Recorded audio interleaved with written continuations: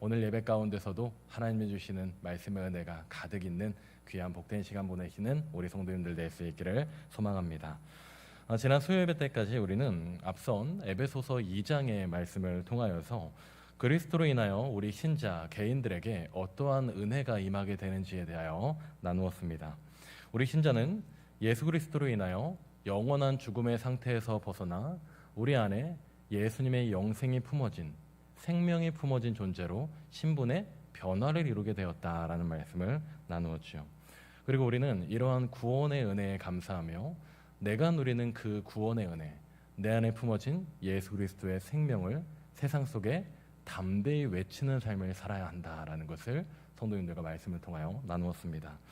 그리고 이어지는 2장 후반절의 말씀을 통하여서 그리스도로 인한 은혜가 이러한 신자 개인에게 임하는 것을 또한 넘어 그 복이 공동체에도 임하게 된다라는 것을 성도님들과 함께 나누면서 우리가 더욱 합력하여 선을 이루며 하나님 보시기에 아름다운 공동체로 세상 속에 예수 그리스도를 담대히 외치는 일에 나아가자라는 소망의 말씀을 성도님들과 같이 나누었습니다. 이제 이어지는 3절 말씀을 보니 본문의 7절 사도 바울은 자신이 복음의 일꾼이 되었다라고 선포하고 있습니다. 함께 본문의 7절 말씀 우리가 짧으니까요 한 목소리로 합독해 보도록 하겠습니다. 시작.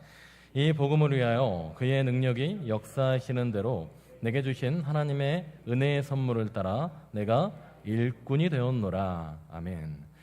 사도 바울은 자신이 영광스러운 복음의 일꾼이 되었다라고 선언하고 있습니다. 여기 표현된 이 일꾼이라는 단어는 디아코노스라는 단어가 쓰였는데요. 이것은 섬기는 사람을 뜻하는 단어입니다. 그는 이렇게 복음을 전하는 일에 섬기는 일꾼으로서 부름을 받게 됩니다. 그러며 사도 바울은 이것이 곧 하나님께서 주신 은혜의 선물이다라고 표현하고 있죠. 자신이 복음을 드러낸 일에 쓰임받는 사람으로 부름받았다는 것은 나에게 어떠한 능력이 있거나 혹은 내가 어떠한 지식에 충만한 사람이거나 자신이 하나님께로부터 어떠한 선물을 받을 만큼 합당한 사람이기 때문에 부름받았다라는 것이 아니라 오직 하나님의 능력에 따라서 하나님의 은혜에 따라서 곧 전적인 하나님의 주권에 따라 내가 복음을 전하는 일에 부름받게 되었다라는 것을 말하고 있는 것입니다. 내가 어떠한 힘이 있는 것이 아니라 능력이 있는 것이 아니라 대단한 지혜가 있어서가 아니라 전적인 하나님의 주권하에 있어 전적인 하나님의 선택에 있어 내가 하나님께 복음의 일꾼으로 선택받아 부름받게 됐다라고 하는 것이죠. 사랑하는 여러분, 우리도 이와 같다는 것입니다. 우리도 하나님의 이러한 전적인 부르심으로 인하여 하나님의 자녀가 되는 권세를 누리게 됩니다.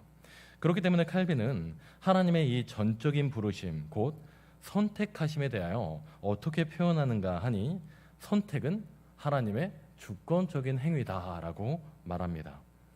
그러므로 하나님의 선택하심은 창세 전에 이미 예정된 하나님의 계획이라고 말합니다.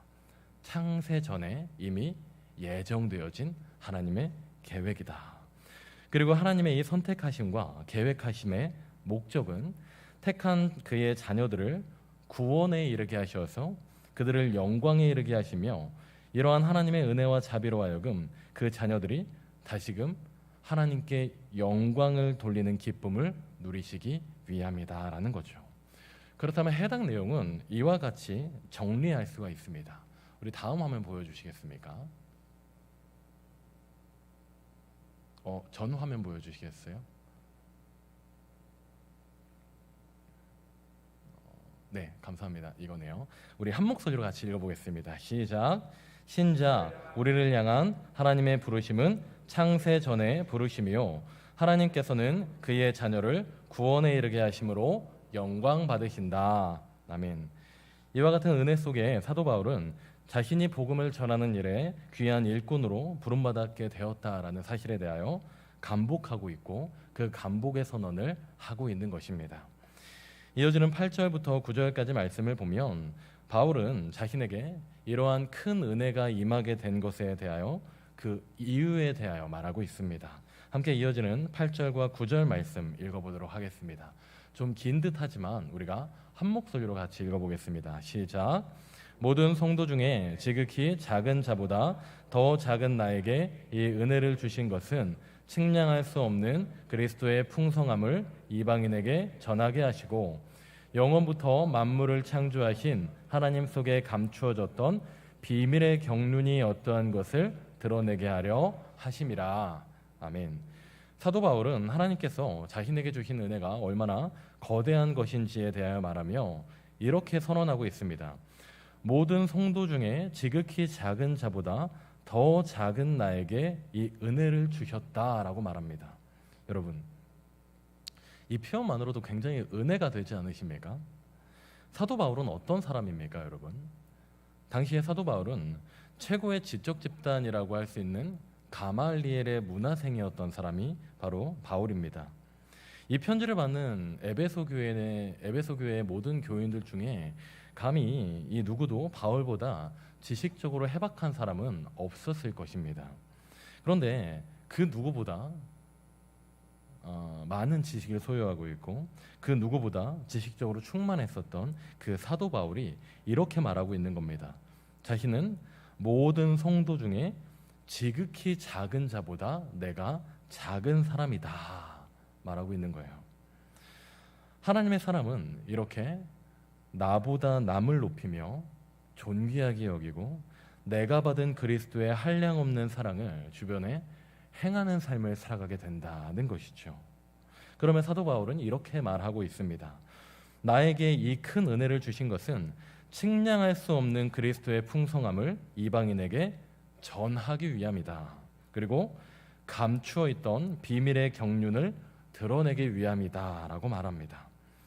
하나님께서 바울에게 그 큰 은혜를 주셔서 복음의 일꾼 삼으신 목적은 두 가지인데, 첫째는 측량할 수 없는 그리스도의 풍성함을 이방인들에게 전하는 것이며, 둘째는 하나님 속에 감추어 있던 비밀의 경륜이 어떠한 것인지를 드러내는 것이다 라고 하는 거죠.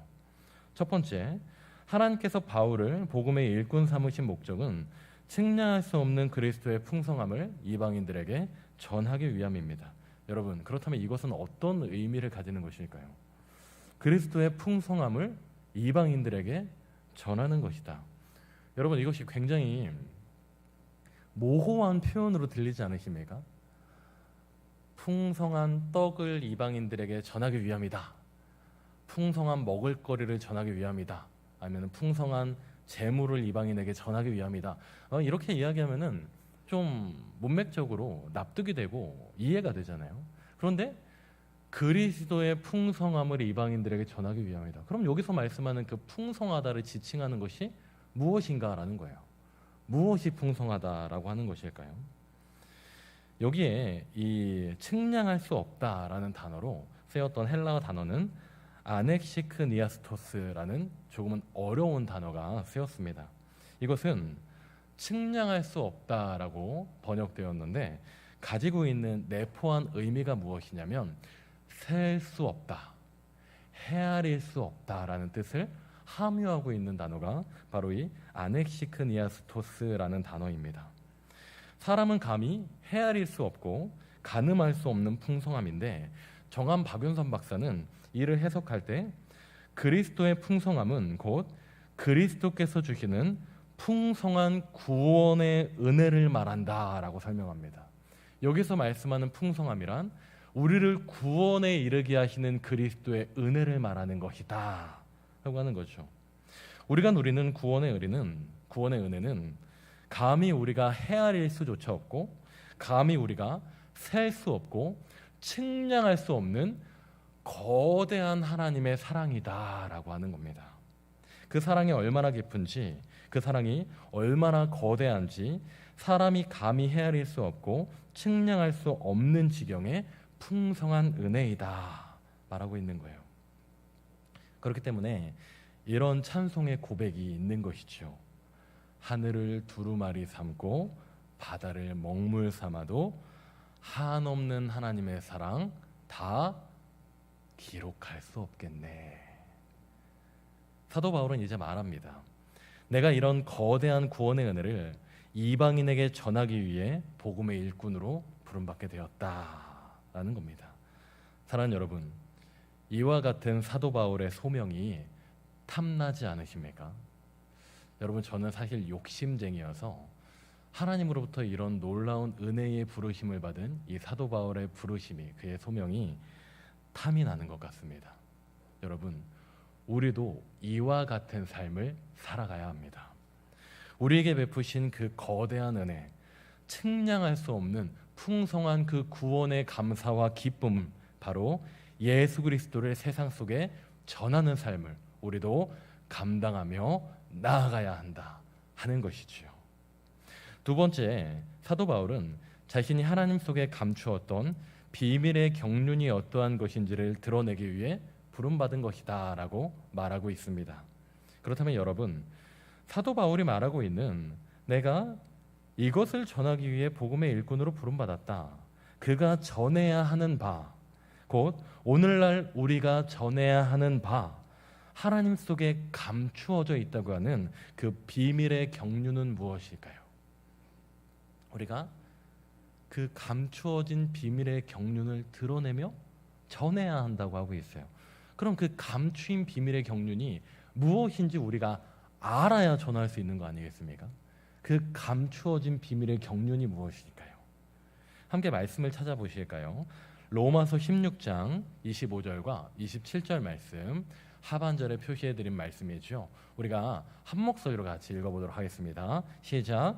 나의 복음과 예수 그리스도를 전파함은 영세 전부터 감추어졌다가 지혜로운 하나님께 예수 그리스도로 말미암아 영광이 세세 무궁하도록 있을지어다. 아멘. 여러분, 영세 전부터 감추어져 있었다.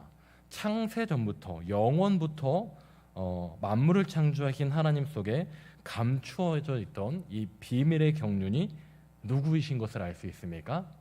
바로 예수 그리스도시구나라는 것을 말씀을 통해 깨달을 수 있는 것입니다. 예수 그리스도로 인한 우리의 구원이다라는 거죠.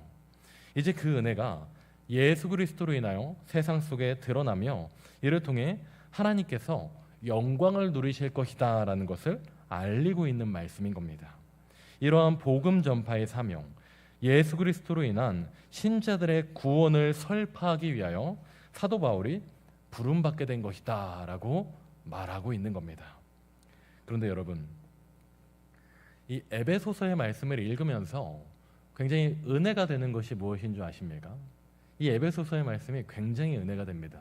무엇이 은혜가 되냐면요, 그것은 사도 바울이 말하기를 예수 그리스도로 인한 이러한 은혜가 그 신자 개인에게서만 이루어지며 성취되고 끝나는 것이 아니라 사도 바울은 에베소서의 말씀을 통해 그 은혜가 개인뿐만 아니라 교회로 확산되어져서 세상 속에 드러나게 될 것에 대해서 말해주고 있기 때문입니다.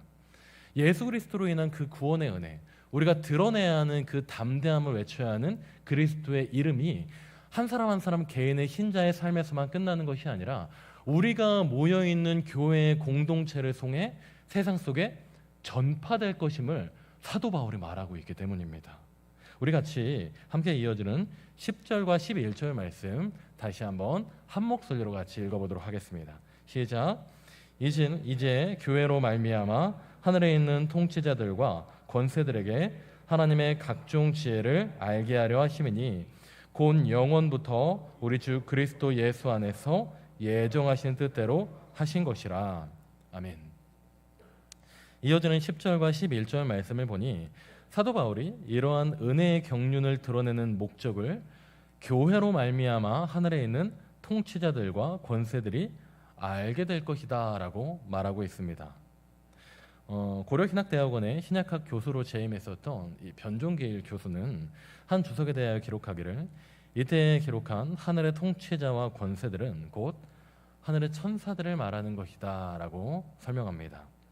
그리고 정한 박유선 박사도 그의 주석에 기록하기를 이는 하늘의 천사들을 일컫는 표현이다 라고 설명하고 있어요.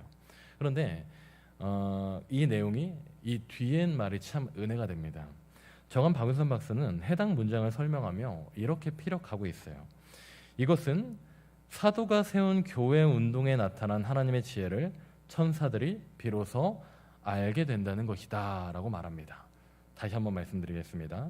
이것은 사도가 세운 교회 운동에 나타난 하나님의 지혜를 천사들도 비로소 알게 된다는 것이다. 여러분, 이것은 어떤 의미일까요? 어떤 의미일까요? 하늘의 천사 또한 주께서 세우신 교회의 사역을 바라보며 하나님의 비밀을 깨닫게 된다고 합니다.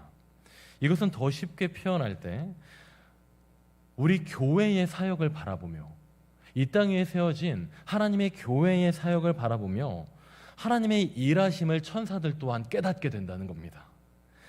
하늘의 천사들 또한 흠모하며 깨닫게 되는 비밀의 경륜이 교회를 통해 일하심으로 세상 속에 드러나며 전파되게 된다라는 거죠. 그렇기 때문에 어느 찬양 가사에서는 이렇게 표현을 합니다. 당신의 그 섬김이 하늘에서 해같이 빛나리. 천사도 흠모하는 아름다운 그 모습 천국에서 해같이 빛나리 라고 표현합니다. 여러분, 교회의 사역, 곧 영원 전부터 예정하신 하나님의 구원의 방편, 바로 예수 그리스도를 전파함을, 그리고 이러한 일에 쓰임받는 우리의 삶을 누가 흠모한다고 해요? 천사 또한 흠모한다고 합니다. 하늘의 천사도 흠모하는 아름다운 이 일에 기쁨으로 나와 세상 속에 예수 그리스도의 구원의 은혜를 담대히 외치며 전파하는 저와 우리 온 성도님들의 삶이 될 수 있기를 소망합니다. 또한 이러한 일에 아름답게 쓰임받음으로 주께 귀한 영광을 올려드리는 일에 앞장서는 우리 교회가 될 수 있기를 소망합니다. 그렇기 때문에 사도 바울은 이러한 귀한 일, 곧 천사도 흠모하는 아름다운 예수 그리스도를 전파하는 일에 쓰이는 우리의 삶은 곧 환난과 어려움이 닥쳐와도 영광이 될 것임에 대하여 선포합니다. 함께 마지막으로 이어지는 12절과 13절을 합독하시고 말씀을 갈무리하도록 하겠습니다. 우리 마지막으로 한 목소리로 같이 한번 읽어보도록 하겠습니다. 시작. 우리가 그 안에서 말미암아 담대함과 확신을 가지고 하나님께 나아감을 얻느니라. 그러므로 너희에게 구하노니 너희를 위한 나의 여러 환난에 대하여 낙심하지 말라. 이는 너희의 영광이니라. 아멘. 우리 13절만 마지막으로 한 번 더 읽어보실까요? 시작. 그러므로 너희에게 구하노니 너희를 위한 나의 여러 환난에 대하여 낙심하지 말라. 이는 너희의 영광이니라. 사랑하는 여러분, 우리가 우리 안에 품어진 예수 그리스도의 생명, 우리 안에 품어진 그 예수 그리스도의 구원의 은혜를 세상 속에 감당하며 교회를 통해 세상 속에 예수님의 이름을 드러내는 삶을 살아갈 때 마주하게 되는 환난 또한 무엇으로 바뀐다고 합니까? 영광의 삶을 우리가 살아가게 된다고 합니다. 하여 우리는 소망을 품을 수 있는 것입니다. 우리 삶 가운데 때로는 연약함을 마주하고요, 때로는 낙심을 마주하고요, 지치고 힘들 때는 마주하지만 우리는 넘어지지 않는 것입니다. 왜냐하면 우리는 땅에 소망을 두는 것이 아니라 우리 안에 영생을 주신 예수 그리스도로 말미암아 거룩한 하나님 나라에 소망을 두는 이들로 나아가기 때문인 것이죠. 사랑하는 여러분, 오늘은 이어지는 에베소서 3장 말씀을 통해 환난과 영광이라는 제목의 말씀을 함께 나누었습니다. 오늘 나눈 말씀은 이와 같은 3대지로 정리할 수 있습니다. 말씀을 정리하며 같이 한번 제가 첫 번째를 외치면 따라서 첫 번째를 읽어보실까요? 같이 한번 읽어보며 정리해 보도록 하겠습니다. 환난과 영광, 첫 번째 시작. 신자 우리를 향한 구원은 창세 영원 전에 부르심이다. 아멘. 감사합니다. 두 번째 시작. 신자 우리는 그리스도로 인한 구원의 은혜를 교회를 통해 교회와 함께 세상 속에 드러내는 삶을 살아야 한다. 아멘. 감사합니다. 우리 마지막으로 세 번째 읽어보겠습니다. 시작. 구원의 은혜를 전하는 삶은 환난이 아닌 영광의 삶이 될 것이다. 아멘. 이와 같은 은혜가 우리의 삶에 있기를 소망합니다. 하여 때때로 우리 안에 품어진 예수 그리스도의 생명을 드러내는 삶을 살아갈 때 때로는 낙심을 마주하고 연약할 때를 마주하고 지칠 때를 마주하게 된다 하더라도 낙심치 마시고 넘어지지 마시고 우리가 마주하는 연약함과 어려움, 그 환난이 하나님을 향한 영광의 기쁨이 되는 아름다운 신자의 삶을 살아가시는 우리 성도님들 될 수 있기를 소망합니다.